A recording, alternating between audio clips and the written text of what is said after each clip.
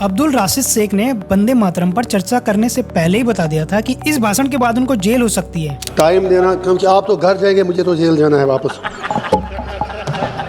अब्दुल राशिद शेख ने वंदे मातरम पर चर्चा करने से पहले ही बता दिया था कि उनको इस भाषण के बाद जेल हो सकती है। यानी उनका सीधा सीधा अर्थ था कि वो सरकार को लताड़ने के लिए तैयारी करके आ चुके हैं।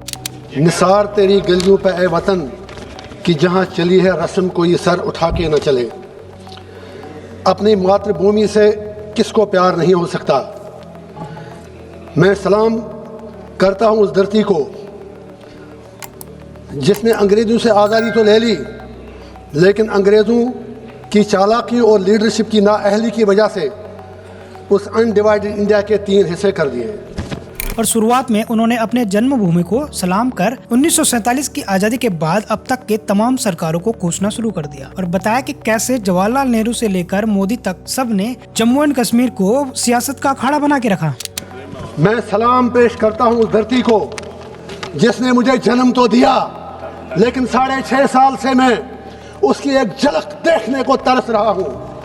मैं सलाम पेश करता हूँ उस कश्मीर की धरती को जिसे पंडित जवाहरलाल नेहरू, अली मोहम्मद जिन्ना, सरदार पटेल, मरहूम शेख मोहम्मद अब्दुल्ला, महाराजा हरी सिंह की नाआकबत अंदेशों की वजह से 47 से आज तक एक सियासी अखाड़ा बनाकर वहाँ पर मारदाड़ का मैदान बना दिया गया। मैं सलाम करता हूँ उस जम्मू कश्मीर की धरती को जिसको 1947 में खूनी लकीर के जरिए 2 टुकड़ों में तकसीम कर दिया गया। मैं सलाम पेश करता हूँ अपनी मातृभूमि को जिसके साथ मोहतरम जवाहरलाल नेहरू से लेकर नरेंद्र मोदी जी तक ने बहुत बड़े वादे किए, लेकिन एक भी वादा पूरा नहीं किया। मैं सलाम करता हूँ अपनी उस मातृभूमि को जहां 1999 से आज तक जंगल राज जारी है। हजारों लोग मरे हैं, न मारने वाले को पता मैं क्यों मरा, न मरने वाले को पता मेरे साथ क्या हुआ। मैं सलाम पेश करता हूं उस मातृभूमि को where people ask me about my identity, about my religion। मैं सलाम पेश करता हूं उस मातृभूमि को जहां टीवी चैनलें डिसाइड करती हैं इस देश की फॉरेन पॉलिसी क्या होगी, जहां टीवी चैनलें राष्ट्रवाद का सबक हमें पढ़ाती हैं। मैं सलाम पेश करता हूं उस अपनी धरती को, उस अपनी मातृभूमि को जिसे भारत ने अपना ताज तो माना, लेकिन ताज की हिफाजत कभी नहीं की। ताज सर पे रखना आया नहीं, ताज को संभालना आया नहीं। मैं सलाम करता हूं अपनी उस मातृभूमि को जहां 1987 में नेहरू खानदान, मुफ्ती खानदान और शेख खानदान ने 1987 में रिकॉर्ड तोड़ दालियां करके बंदूक को जन्म दिया, जिसकी वजह से हजारों लोग कब्रिस्तानों में सो गए।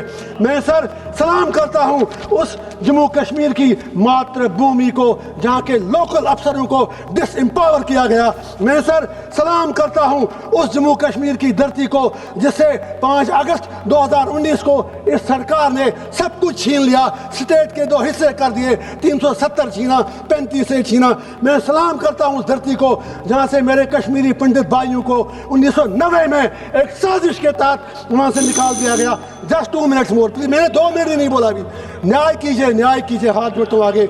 मैं सलाम करता हूं कश्मीर की उस धरती को जहां के रहने वालों की हालत हिरन के उस बच्चे की सी हो गई है जिसे जंगल में चारों तरफ शिकारियों ने घेरा है। मैं सलाम करता हूं कश्मीर की मैं सलाम करता हूं देश की उस धरती को जिसने ऋषि सुनक, ममदानी और कमला हैरिस जैसे लोगों को पैदा किया जिनकी जड़ें हिंदुस्तान से जुड़ी हैं, लेकिन बदकिस्मती से मुसलमानों को गैर मुल्की कहा जाता है, टीपू सुल्तान की इंसल्ट की जाती है। मैं सलाम करता हूं उस धरती को जहां मुझे बदकिस्मती से मुस्लिम इंतहा पसंद कहा जाता है, लेकिन जम्मू में माता वैष्णो देवी कॉलेज में धर्म के नाम पर एडमिशन मांगा जाता है। मैं सलाम करता हूं उस जम्मू कश्मीर की धरती को। जैसे ही चेयर पर बैठे हुए दिलीप सेकिया ने उनको भाषण समाप्ति के लिए कहा तो अब्दुल राशिद शेख ने 1 मिनट इसलिए मांगा क्योंकि उनको कहना था कि जम्मू एंड कश्मीर में अब भी सीएम और राज्यपाल लड़ते रहते हैं। बस जस्ट 1 मिनट, जहां आज की तारीख में कोई गवर्नेंस नहीं, सीएम साहब और एलजी साहब आपस में लड़ते हैं। मैं यही गुजारिश करूंगा, हाथ फैलाकर, दामन फैलाकर लास्ट पर सलाम करता हूं उस धरती को जहां यूएपीए के तहत हजारों लोग तिहाड़ में बंद हैं, जिनके लिए कश्मीर में जगह दी। बस एक शेर अर्ज करता हूं लास्ट पे, मेरे कारवां में शामिल कोई कम ज़रफ नहीं है जो न मिट सके वतन पे मेरा हम सफर नहीं है। आपका बहुत बहुत शुक्रिया। भारत माता की जय बोलिए।